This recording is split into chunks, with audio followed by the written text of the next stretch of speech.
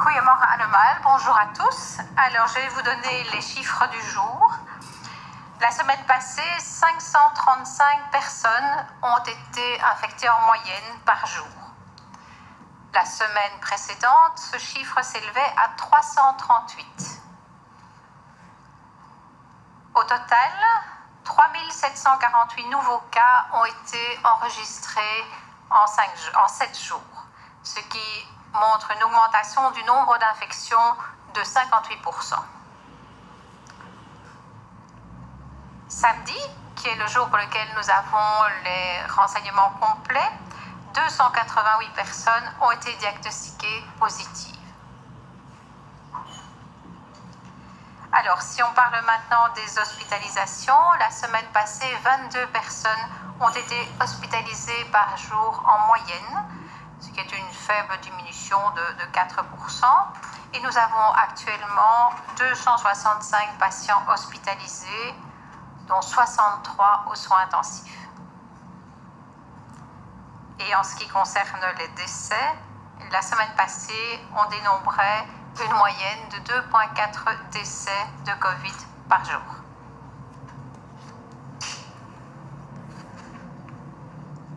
Alors, des jours très chauds sont annoncés pour le reste de la semaine et la semaine prochaine, et donc tout le monde va essayer de se rafraîchir. Et donc, il est important de préciser le mode de contamination.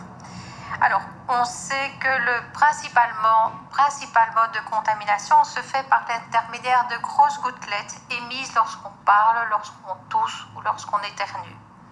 Et ceci peut contaminer si on se trouve à moins d'1,50 m de distance. On sait également que le virus peut se contaminer par les mains lorsqu'on touche des surfaces fortement contaminées par le virus et qu'on porte ses mains au niveau des muqueuses, du nez, des yeux ou de la bouche. Alors, nous ne pouvons pas exclure une transmission par aérosol dans lequel le virus effectivement peut flotter dans l'air sous forme de très fines particules pendant des temps plus longs et pour une plus longue distance, mais ce mode de contamination est encore en discussion et ne semble pas un mode de transmission très important. Ça peut éventuellement se produire dans des pièces mal ventilées, surtout lorsqu'on parle fort, quand on chante ou que l'on crie. Il est donc très important de ventiler ces pièces pour diminuer effectivement ce risque. À partir du moment où c'est la ventilation naturelle qui est la plus efficace, c'est-à-dire simplement ouvrir les fenêtres et les portes, pensez-y dans ces circonstances. Alors, quand il fait très chaud, on a envie d'utiliser notamment des ventilateurs sur pied. Il faut savoir qu'on recommande d'utiliser ces ventilateurs que dans le foyer, dans la maison dans laquelle on vit, et uniquement avec des personnes qui ne sont pas connues positives pour le Covid.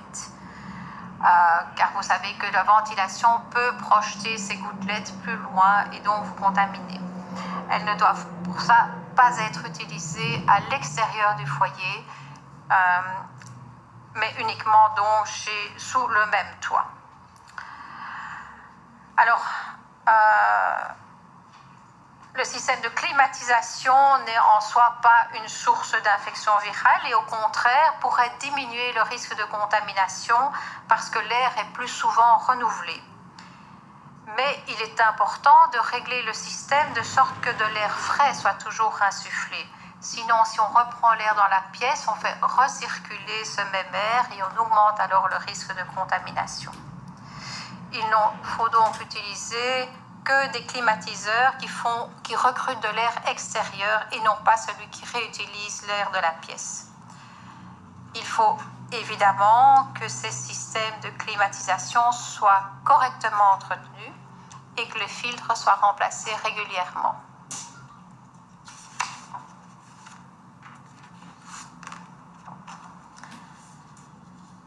Alors, dans les médias, il y a eu beaucoup de discussions ces derniers jours sur les codes de couleur. Je vais donc essayer de vous expliquer ce qu'il en est actuellement. Le 15 juin, l'Union européenne a décidé de rouvrir ses frontières. Alors, afin d'assurer la sécurité du trafic en Europe, il est demandé que le niveau de propagation du virus soit comparable et que les mesures en vigueur afin de ralentir le virus soient comparables et qu'il existe un système international efficace de suivi des contacts. Ces conditions ne sont pas toujours remplies. Par conséquent, le Conseil national de sécurité a décidé d'établir un code couleur par région, vert, orange, rouge, avec des mesures de sécurité associées. Dans une zone verte, il y a une propagation limitée du virus, avec moins de 20 nouveaux cas pour 100 000 habitants au cours des 2 dernières semaines. Dans une zone orange, il y a une propagation accrue. Nous sommes entre 20 et 100 cas pour 100 000 habitants pour 2 semaines. Et dans une zone rouge, il y a une forte propagation du virus puisqu'on se trouve au-delà de 100 cas pour 100 000 habitants pour 2 semaines. L'attribution de ces codes couleurs prend également compte une tendance à la hausse ou à la baisse de ces chiffres et également dispose d'informations sur les conditions et d'autres informations disponibles sur le pays, notamment les mesures de sécurité qui sont prises. Dans un espace vert, vous pouvez librement circuler sans mesures supplémentaires, sans conditions supplémentaires. Par contre, dans une zone orange, le gouvernement déconseille de se rendre. Et au retour d'une zone orange, il est recommandé de vous faire tester et de vous mettre en quarantaine pendant 2 semaines. Ceci est d'autant plus important que vous avez participé à des activités qui représentent des risques, tels que des fêtes, des festivals, des activités qui ne sont pas encore autorisées en Belgique, comme aller à une boîte de nuit aussi. En cas de doute, consultez votre médecin. Dans les zones rouges, vous n'êtes par contre pas autorisé à vous y rendre. Et à votre retour, si vous avez quand même été dans une zone rouge, vous devez être testé et là, la quarantaine est obligatoire. Alors, la cellule d'évaluation Céléval du Centre national de crise évalue la situation dans la zone Schengen 2 fois par semaine.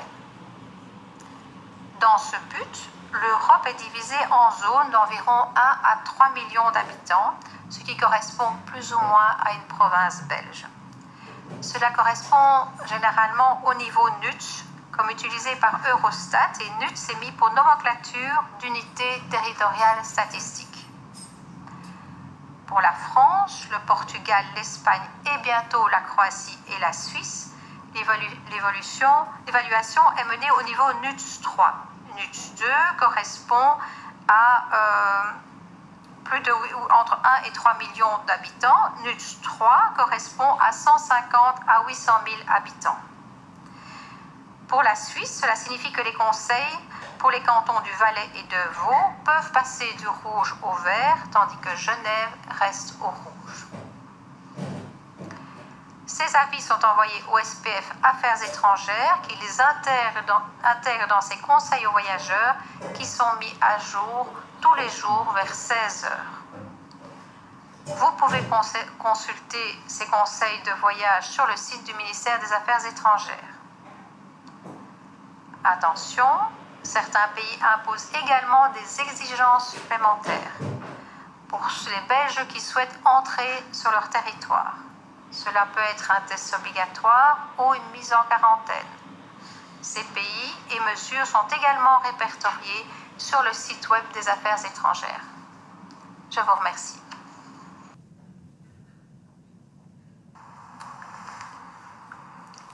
Bonjour à tous. La vie continue.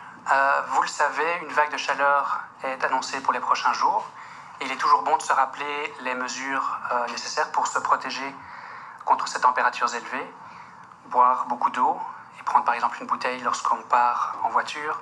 Aux heures les plus chaudes de la journée, chercher autant de fraîcheur que possible. Évidemment, par exemple à l'intérieur. Éviter les activités physiques intenses comme du sport aux heures les plus chaudes de la journée. Utiliser une crème solaire et être attentif aux personnes les plus fragiles comme les jeunes, comme les personnes âgées, sans oublier non plus les animaux. Voilà, la vie continue, mais nous ne devons pas pour cela oublier que le virus est encore présent dans notre quotidien. Ça signifie que même pendant la vague de chaleur, nous ne pouvons ignorer le virus. Dans les prochains jours, nous devrons adapter notre comportement et à la chaleur et à la présence du virus dans notre société. Par exemple, il est important de continuer à porter un masque couvrant la bouche et le nez pendant ces journées chaudes, là où c'est demandé. Dans les transports publics, en ce compris les gares, dans les commerces, dans les rues commerçantes ou dans d'autres lieux où cela a été déterminé par les autorités locales. Je pense par exemple aux digues à la côte. C'est clair que le port d'un masque n'est pas agréable avec une telle chaleur, mais il garde son utilité pour se protéger partiellement et pour protéger les autres. Pour éviter ce cocktail chaleur-masque plutôt désagréable, nous vous conseillons de retarder autant que possible vos déplacements avant ou après les moments les plus chauds de la journée. Un autre point à garder à l'esprit, c'est que nous serons nombreux à vouloir sortir nous rafraîchir. Par exemple, dans les bois, les zones de loisirs, la plage. Assurez-vous de toujours pouvoir garder la distance de 1,5 mètre avec les autres ou de respecter les autres mesures prévues. Je pense notamment à ceux qui vont vouloir se rendre à une piscine pour se rafraîchir. Il y a des règles spécifiques pour ce type d'activité. Si le lieu où vous rendez est trop fréquenté, mieux vaut chercher une alternative ou revenir plus tard dans la journée ou plus tard dans la semaine. Enfin, il est important de continuer à limiter nos contacts sociaux. Une longue soirée d'été entre amis est fort tentante pour profiter du beau temps, pour profiter de la fraîcheur, mais nous rappelons que pour le moment, il n'est pas possible de se réunir à plus de 10 personnes en ne comptant pas les jeunes enfants, et que les contacts rapprochés lors de ces activités sont à réserver aux personnes de votre bulle de contact rapprochée. En résumé, dans les prochains jours, profitons du beau temps, mais protégeons-nous de la chaleur et n'oublions pas les 6 règles d'or contre le coronavirus. Merci. السلام عليكم. باختصار غادي نحاول نشرح اش تقال في هذا الفيديو هذا. المهم الموضوع الاول اللي هضروا عليه هو لو نومبر ديزانفيكسيون، زعما عدد الاصابات اللي ولاو. قال كل لا مويان ما بين 535 في الساعه 4 في اليوم، ما بين 26 حتى ل 1 اوت. هادشي اللي قال هاد المؤسسه اللي قالت الزياده زادت بحال ب 58%، ودابا وصلت لحاله الاصابات وصلت ل 70648 حاله. قبل ماردي اللي كان 70314. المهم هذا هو الموضوع اللي هضرت عليه فريدريك جاكوب.